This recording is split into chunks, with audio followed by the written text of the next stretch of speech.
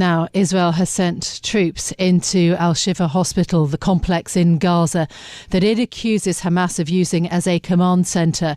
Joining us now for more is Eylon Levy, who is Israeli government spokesman. Eylon, good morning. Thank you for being with us. Good morning. Good morning. Can you please update us on the military situation inside the medical complex at Shifa? How long will that operation go on for? Well, Israeli forces have gone into that hospital above the Shifa terror compound. This is, of course, the hospital in whose basement Hamas has built its main headquarters. By the way, this isn't something we're claiming. The European Union put out a very firm condemnation 2 days ago of Hamas's use of hospitals as human shields. And the United States has also said it has seen evidence that Hamas operates from the basement of that hospital. So we've gone in. This morning, we delivered baby food, incubators, and other humanitarian aid to the patients. You'll remember a few days ago, Israel delivered 300 liters of fuel to the hospital for use in its generators, and Hamas stopped the doctors from accessing it. So now we've actually sent specially trained Israeli medical teams and Arabic-speaking soldiers inside the hospital with that aid to make sure that the civilians receive it. And of course, we continue to reaffirm our call for people to evacuate the hospital and move south. We know that it's dangerous. We know that it's difficult, but we want to get civilians out of harm's way. We don't want them to be caught in a war zone, and we don't want Hamas to try to use them as human shields to shield its terror targets in the basement. What are the patients in that hospital accepting that treatment that's being offered by your soldiers as you described? This is an update from just the last few minutes that we're going into the hospital and we're delivering that aid. In terms of the idea that that this particular hospital complex is currently being used as a base, what have you found? Have you found any weapons to support the claim that Hamas is operating there? Well, first of all, as soon as the soldiers arrived, they came under attack and ambushed by Hamas forces. We know that they're located inside the hospital, just as they're located in other hospitals. We entered the basement of the Rantisi hospital, a children's hospital, and found one of the motorbikes that appears to have been used in the October 7th massacre, as well as other weapons. Just yesterday, Israeli forces were fired at by terrorists at the Al-Quds hospital. They were embedded among civilians at the entrance of the hospital. They shot at our soldiers and then they retreated back inside the hospital. This isn't something new, that Hamas has a long and documented history of using hospitals as human shields. As I said, the European Union has condemned that very firmly. And we have been calling on Hamas to surrender and come out with a white flag. We don't want anyone to be hurt. Hospitals must be protected. They must never be used by terrorist organizations or any armed forces as basis for operations. Is that realistic for the people who are in that complex now? Can they safely actually exit that complex, given the fighting and the troops that are in that area at the moment? Israel has been supporting evacuation efforts, and we will continue to do that. We want to get How many civilians people have out of been harm's way. evacuated from that hospital complex as you've been supporting those efforts?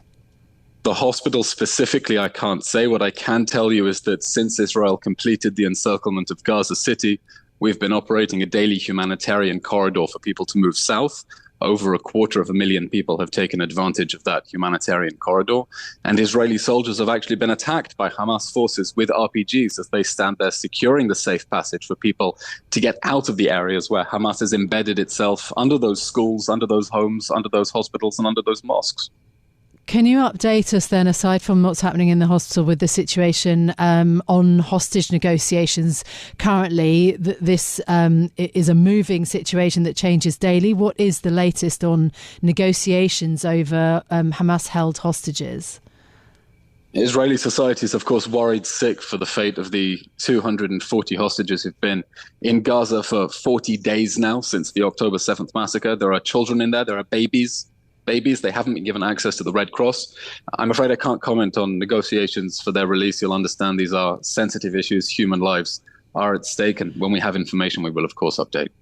If the al-Shifa hospital complex is one of the main Hamas bases in northern Gaza, once that operation is over, does that mean that the Israeli military has accomplished its main aim in Gaza, in your view? Our main aim in Gaza is to destroy the totality of Hamas's terrorist and governing infrastructure inside the Gaza Strip. How significant would it be, though, if the base that you claim is under the hospital, at the hospital, in the hospital. How significant would it be if that was something that was dealt with? How significant would it be in terms of the operation? The Shifa terror compound is, of course, a very important target. It would be a very serious blow to Hamas, but we should be under no illusions that if that is overrun, and of course we show all that evidence to the international media, that the operation will be over, because we cannot allow Hamas to regroup, rebuild and remetastasize across the Gaza Strip in order to pose a threat to our people. The objective of this war in response to the October 7th massacre, when Hamas declared war on us, is to destroy Hamas completely so that it can never again pose a threat to our people. Shifa terror compound is, of course, very important, but it's not the end. And we know that the days ahead are going to be long and they're going to be difficult. Are you concerned about support from the United States for the military operation fading? We've been reporting about disquiet within the Biden administration with how Israel is conducting this military operation. Not in the least. Israel and the United States are completely in lockstep on the goals of this operation, which is that Hamas must be defeated. President Biden has been very clear from day one. We have been very grateful to him for his moral, material and diplomatic leadership in saying that Israel has every right and every duty to go after Hamas and destroy that terror group and eliminate that threat. That is the only way we can make sure another October 7th massacre doesn't happen, by eliminating the terror group that is threatening to do it again. The United States knows that. Not only the United States, so do other Arab governments that the United States has been speaking with. We understand they have their own domestic pressures that mean they can't speak openly on the issue, but they understand that the Iranian proxy terrorist group in the Gaza Strip must not be allowed to maintain its territorial control, just as the world banded together nearly a decade ago and defeated and destroyed ISIS so it could no longer control territory from which to launch attacks on the West. Eylon Levy, thank you for your time this morning. Israeli government spokesman Eylon Levy.